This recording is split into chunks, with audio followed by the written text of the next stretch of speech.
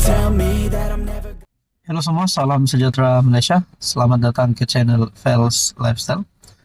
Tuan-tuan dan puan yang amat dihormati. Berkaitan dengan isu di antara Teresa Kok dan juga pemimpin UMNO ataupun Ketua Pemuda UMNO, Dr. Akmal Saleh. Ini bukan lagi cerita kedai kopi, ini bukan lagi cerita tepi jalan. Tetapi ini sudah melibatkan polis dan ini adalah satu perkara yang amat serius. Disahkan melalui satu artikel daripada Malaysia Kini bertarikh 28 September, isu halal, Akmal beri keterangan pada polis esok, yaitu bertarikh 29 September. Persoalannya, kalau Akmal Saleh didapati bersalah, dapat dibuktikan bersalah, adakah dengan ini Ketua Pemuda UMNO bakal berisiko untuk hilang jawatan dan hilang kuasa? Dan persoalan seterusnya, adakah beliau akan dikenakan tindakan undang-undang sehingga boleh dipenjara? Nah, itu menjadi persoalannya. Ketua Pemuda UMNO, Akmal Saleh, akan memberikan keterangan kepada polis susulan pertikaian isu sijil halal melibatkan pemimpin DAP. Dia mengumumkan akan hadir ke IPD Jasin, Melaka bagi berbuat demikian 10 pagi. Jika takut dilambung ombak, jangan berumah di tepi pantai. Jika takut dengan cabaran, jangan sesekali dipanggil pejuang. Untuk saya menyerah kalah tidak sama sekali. Apalagi untuk saya memohon maaf, katanya sejurus selepas BN menang dalam PRK Mahkota di Johor. Mungkin ada yang tertanya-tanya berkaitan dengan isu di antara Akmal Saleh dan juga Teresa Kok, yaitu satu parti UMNO dan satu lagi parti DAP akan menjadi penyebab kepada kekalahan BN, PRK Dun Mahkota. Namun perkara itu sedikit pun tidak menjadi. Dengan ini tahniah kepada pengundi Dun Mahkota yang profesional untuk memilih calon kerajaan perpaduan. Pertikaian antara dua pemimpin parti kerajaan itu bermula apabila naib pengerusi DAP Teresa Kok menolak cadangan mewajibkan peniaga yang tidak menjual babi dan arak untuk memohon sijil halal. Pada 11 September, Kok yang juga anggota Parlimen Seputih menghantar surat peguam kepada Akmal menuntut ganti RM25 juta kerana melabelnya sebagai nyonya tua dan mahu melekatkan logo tidak halal di dahinya. Sayap pemuda DAP Seputih turut membuat laporan polis terhadap Akmal. Sementara itu, Akmal dalam tulisan di Facebook berkata diajar untuk mempertahankan negara, bangsa dan tanah air walaupun terpaksa mempertaruhkan nyawa. Kamu yang buat hal, kamu yang nak play victim, berlakon jadi mangsa pula. Kita jumpa di mahkamah, katanya. Itulah menjadi persoalannya. Kalau pemimpin DAP tersebut, Teresa Kok, yang didapati bersalah, adakah beliau yang patut dikenakan tindakan undang-undang, dan begitu juga sebaliknya. Saudara-saudara, berkaitan dengan ini, Anda rasa apa yang akan berlaku? Apa komen Anda? Halo semua, salam sejahtera Malaysia. Selamat datang ke channel Fels Lifestyle. Tuan-tuan dan puan yang amat dihormati.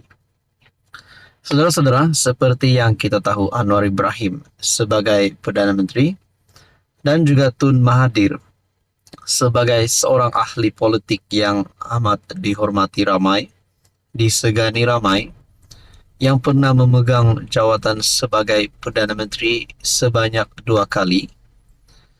Kita sudah mengetahui hubungan di antara Mahathir dan Anwar tidaklah sebaik yang kita dapat lihat. Kita tahu Mahathir dan Anwar Ibrahim adalah seteru politik. Berkaitan dengan ucapan-ucapan Anwar Ibrahim sebelum ini, berkaitan dengan rasuah, berkaitan dengan jerung penyakau, dan kenyataan-kenyataan ataupun ucapan daripada PMX yang menyebut ada pemimpin yang dulu telah mencuri ratusan juta berbilion duit negara, duit rakyat. Makna kata Anwar Ibrahim menyebut ada pemimpin yang rasuah, pemimpin yang kotor dan sakau sewaktu berkuasa dulu. Namun kita sendiri tidak tahu siapakah ahli politik ataupun pemimpin tersebut. Namun saudara-saudara, ada juga yang berkata Mahathir ini memang seorang ahli politik yang sakau. Mahathir ini pernah mencuri duit negara berbilion. Tapi itu hanya pandangan dan cakap-cakap ramai orang. Tidak guna kalau tidak bukti. Nah, saudara-saudara yang amat dihormati, ini satu pengakuan ataupun satu berita yang mengejutkan di antara kedua-dua pemimpin terbesar di Malaysia ini. Satu perkongsian daripada Malaysia kini bertarik 27 September. Saka tua tak nak ungkit kisah lama banduan terhormat.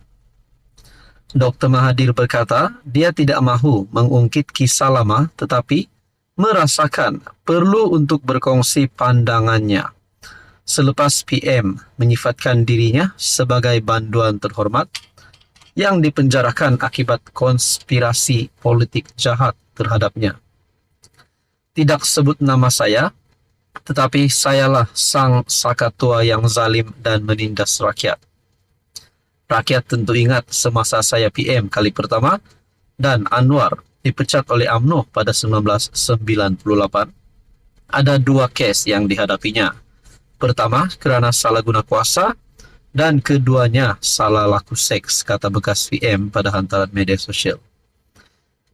Adakah kenyataan ini akan membuatkan Anwar Ibrahim untuk melakukan tindakan terhadap Mahathir? Karena bagi saya perkara ini amat sensitif. Kita teruskan. Mahathir berkata Anwar disabitkan atas tuduhan pertama, salah guna kuasa, tetapi berjaya membatalkan sabitan tuduhan kedua, kes liwat semasa proses rayuan. Namun begitu, hakim ketika membuat keputusan membebas Anwar menyatakan bahwa mereka percaya bahwa salah laku seks itu memang benar berlaku. Mahathir merujuk hakim Mahkamah Persekutuan ketika itu, Abdul Hamid Muhammad, yang disebut peguam Anwar pada masa itu, mendiang Karpal Singh sebagai hakim yang bercanggah dengan dirinya sendiri apabila menyatakan terdapat bukti menunjukkan anak guamnya terlibat aktiviti homoseksual ketika membebaskannya. Kenyataan ini menyebabkan sesetengah pihak mengatakan Anwar bersalah atas tuduhan homoseksual, tetapi dibebaskan semata-mata atas sebab teknikal. Sedangkan itu bukanlah pendirian undang-undang yang sebenar, kata Karpal.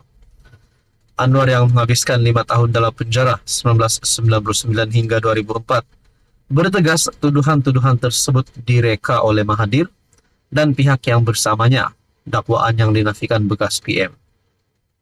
Pada hantaran DFP, Mahathir menegaskan dia bukan lagi Perdana Menteri apabila Anwar dikenakan tuduhan salah laku seksual kedua yang didakwa Anwar sebagai palsu juga.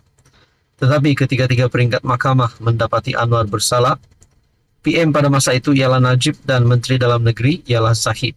Siapa dia sang saka pada masa itu tidak disebut. Walaupun pada 2015, Anwar kecam Zahid kerana menghalang Anwar dari berjumpa dengan peguamnya dalam 16 kes sivil dan jenayah, kata Mahathir. Mahathir berkata PH yang diterajui oleh Anwar menamakan dia sebagai calon PM menjelang PRU 2018 dengan syarat dia menyerahkan jawatan itu kepada Anwar apabila dia meletak jawatan. Saya bersetuju untuk Anwar yang masih ada hanya 1 tahun dalam penjara dibebaskan. Malang bagi Anwar, kerajaan PH jatuh apabila 6 wakil rakyat bersatu dan 10 wakil rakyat PKR keluar PH.